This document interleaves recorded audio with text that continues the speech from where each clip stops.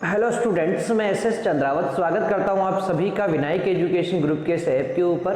प्यारे विद्यार्थियों, आपके सामने फिर से लेकर हाजिर हो चुका हूं 12th क्लास एजी केमिस्ट्री और इसके अंदर अपन चर्चा कर रहे हैं लेसन 12 दुग्ध रसायन डेयरी केमिस्ट्री के बारे में। अपनी चर्चा चल रही है दुग्ध संसाधन दुग्ध प्रसंस्करण से संबंधित और उसके अंदर अपन टॉपिक पढ़ रहे हैं। थर्ड टॉपिक है निर्जमीकरण। निर्जमीकरण जो होता है इसके बारे में मैंने आपको बताया था कि इसमें जो दूध होता है उस दूध के अंदर उपस्थित जीवाणुओं की संख्या को कम से कम किया जाता है।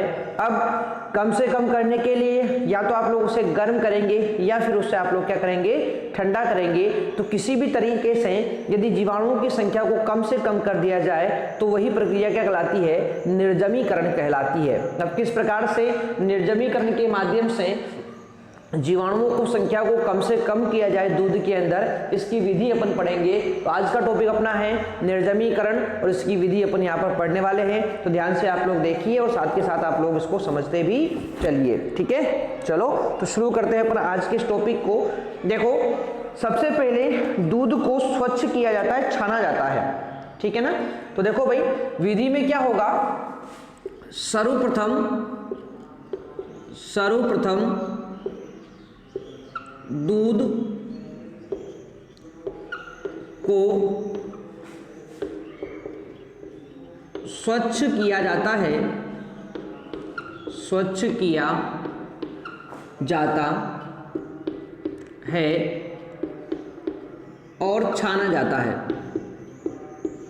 सबसे पहले क्या करेंगे, दूध को स्वच्छ किए जाएंगे, करेंगे और छानेंगे, ठीक है, छाना जाता है। अब स्वच्छ करने के लिए करेंगे क्या, तो देखो दूध को पहले 100 डिग्री फ़ारेनहाइट से 120 डिग्री फ़ारेनहाइट ताप पर गर्म करना पड़ता है। इसके बाद दूध को समरूप तरल बनाने के लिए 150 से 160 डिग्री फ़ारेनहाइट ताप तक गर्म करते हैं, ठीक है। तो स्वच्छ करने के लिए, स्वच्छ करने के लिए, स्वच्छ करने के लिए पहले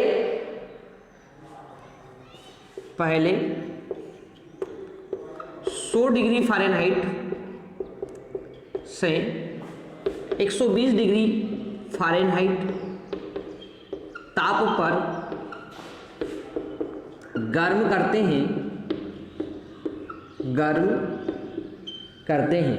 तो पहले क्या करेंगे, 100 से 120 डिग्री डिग्री फ़ारेनहाइट ताप पर गर्म करते हैं। इसके बाद दूध को समरूप तरल बनाने के लिए, इसके बाद दूध को समरूप तरल बनाने के लिए, समरूप तरल बनाने के लिए 150 से यानी कि 150 डिग्री फ़ारेनहाइट से 160 डिग्री फ़ारेनहाइट ताप पर गर्म, ताप पर गर्म, ठीक है, ताप पर गर्म करते हैं और छानने के बाद गर्म करते हैं। अब देखो, इतना गर्म करने के बाद फिर क्या करेंगे, छानेंगे और छानने के बाद फिर उसको डालेंगे समांगीकरण यंत्र में। तो सुनो ध्यान से, गर्म करते हैं और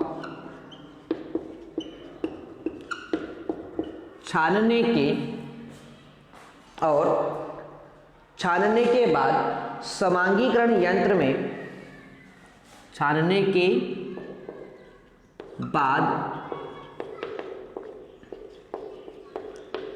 समांगीकरण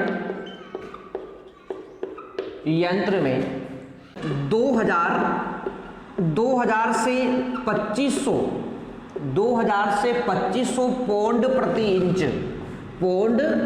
प्रति इंच पौंड प्रति वर्ग इंच ना का दाब डालकर प्रति इंच स्क्वायर बोलो या वर्ग इंच बोलो, बात एक ही है। पौंड प्रति वर्ग इंच का दाब डालकर निकालते हैं, दाब डालकर निकालते हैं। ठीक है, आगे चर्चा करें तो देखो, इससे दूध की वसा की गोलिका छोटे छोटे कणों में विभाजित हो जाती है। यानी ध्यान रखेंगे, ये दाब डालकर क्यों निकाला अपने, समांगीकरण यंत्र को क्यों काम में लिया, इसका कारण है कि इससे जो वसा की जो गोलिकाएं होती है ना, बड़ी बड़ी गोलिकाएं, वो छोटे छोटे कणों में टूट जाती है। ठीक है ना, तो यहां पर लिख सकते हैं, इससे वसा गोलिकाएं छोटे छोटे कणों में विभाजित हो जाती है, छोटे छोटे कणों में विभाजित हो जाती है। ठीक है भाई, आगे चर्चा करें तो क्रीम लेयर के रूप में दूध ऊपर प्रकट नहीं होती। ठीक है, यानी कि ये जो गोलिकाएं हैं ये छोटे छोटे कणों में विभाजित हो गई है, तो फिर ये क्रीम लेयर के रूप में दूध के ऊपर आपको दिखाई नहीं देगी। ठीक है ना, हाँ, हो जाती है, जिससे क्रीम लेयर के रूप में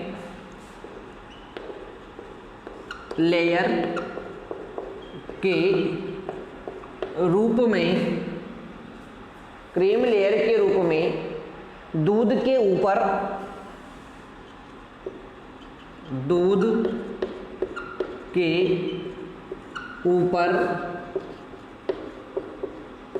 दिखाई नहीं देती है, दूध के ऊपर दिखाई नहीं देती है। ठीक है भाई, आगे चर्चा करें तो इसके बाद निर्जमीकृत कूपियों में भरकर सील कर इसको 1 घंटे के लिए एक टैंक में रख देते हैं। ठीक है भाई, तो इसके पश्चात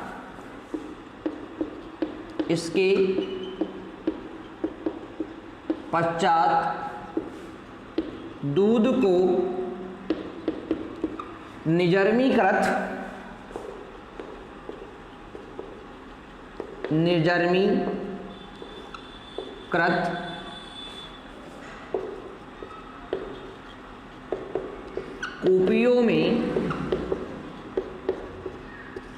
निर्जमीकृत कूपियों में भरकर सील कर इनको 1 घंटे के लिए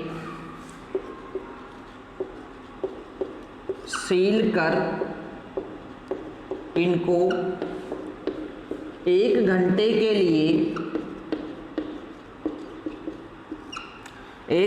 के लिए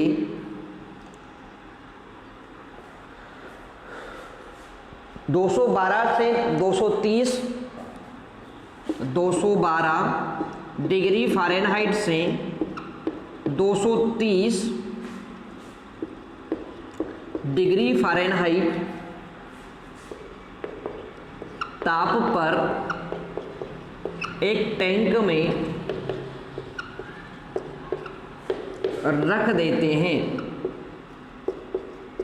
टैंक में रख देते हैं। ठीक है, रख देते हैं।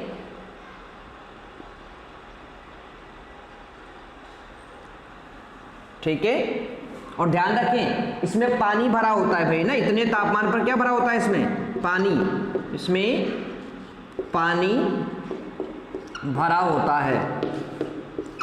ठीक है भाई, तो यहां पर पानी से आप लोग गर्म करेंगे, गर्म पानी से क्या करेंगे, इन कूपियों को आप लोग गर्म करते हैं। ठीक है, इसके पश्चात इसमें पानी भरा होता है।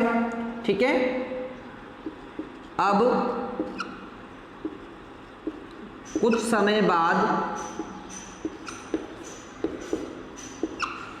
कुपियों को बाहर निकालकर कुपियों को बाहर निकालकर ठंडा करके शहर में वितरण के लिए भेज दिया जाता है। शहर में वितरण के लिए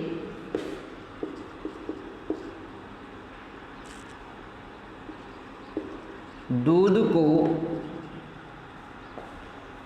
शहर में वितरण के लिए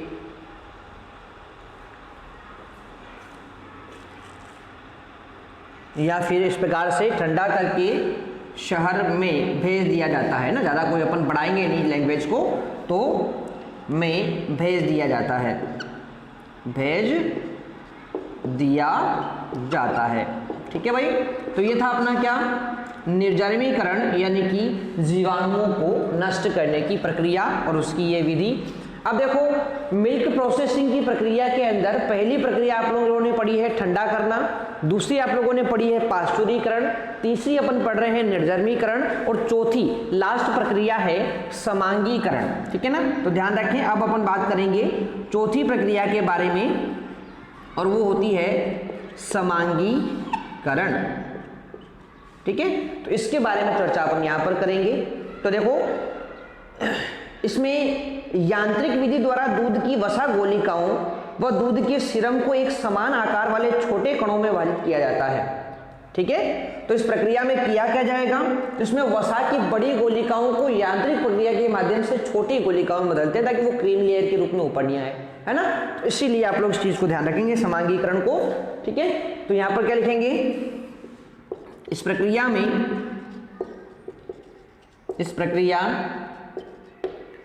यांत्रिक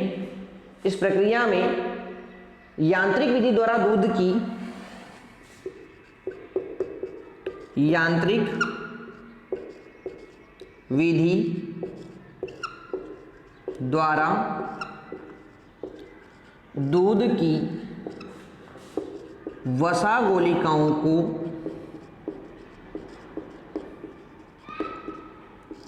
की वसा गोलिकाओं को इस प्रक्रिया में यांत्रिक विधि द्वारा दूध की वसा गोलिकाओं को छोटे छोटे, या फिर अपन बात करें दूध के सिरम को भी बोल सकते हो, वसा गोलिकाओं को तथा दूध के सिरम को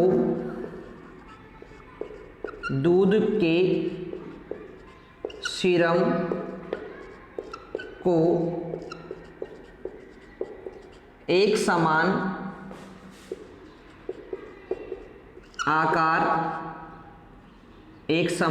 आकार के छोटे छोटे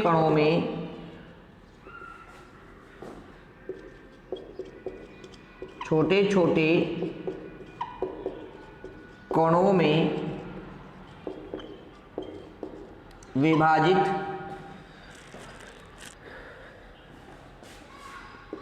किया जाता है।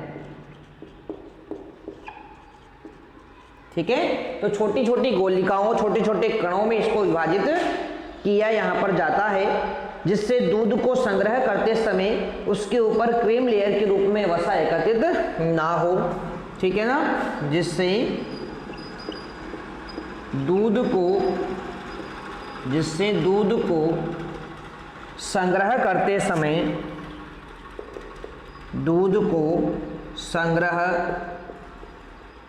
समय क्रीम लेयर के रूप में वसा ऊपर ना आ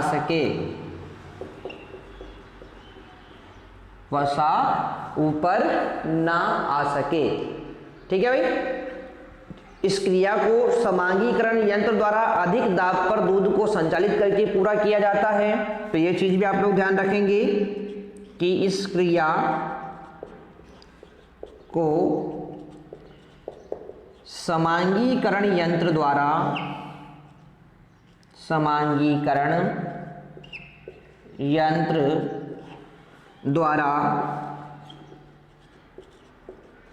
अधिक दाब पर दूध को संचालित करके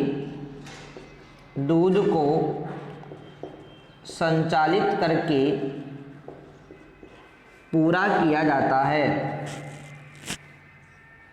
पूरी की जाती है।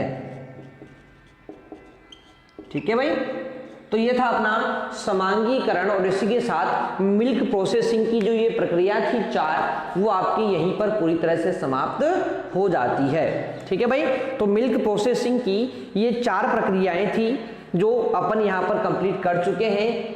ठीक है, सबसे पहला था दूध को ठंडा करना, उसके बाद दूध का पाश्चुरीकरण, उसके बाद निर्जमीकरण और चौथी है समांगीकरण। तो इस प्रकार से मिल्क प्रोसेसिंग की सारी प्रक्रियाएं पूरी तरह से समाप्त हो जाती है, ये बात आप लोग ध्यान रखेंगे। ठीक है भाई, तो इस तरह से अपन ने यहाँ पर चर्चा कर ली है मिल्क प्रोसेसिंग की विभिन्न प्रकार की प्रक्रियाएं। आशा करता हूँ सभी प्यारे विद्यार्थियों को ये प्रक्रियाएं यहाँ पर समझ में आई होंगी। तो सभी ध्यान से इसको अच्छे से इसी प्रकार से धीरे धीरे कंप्लीट करते रहेंगे, समझते रहेंगे। ठीक है ना, तो ये था अपना आज का सेशन। मिलते हैं अपन नेक्स्ट वीडियो के अंदर, तब तक के लिए टेक केयर, बाय।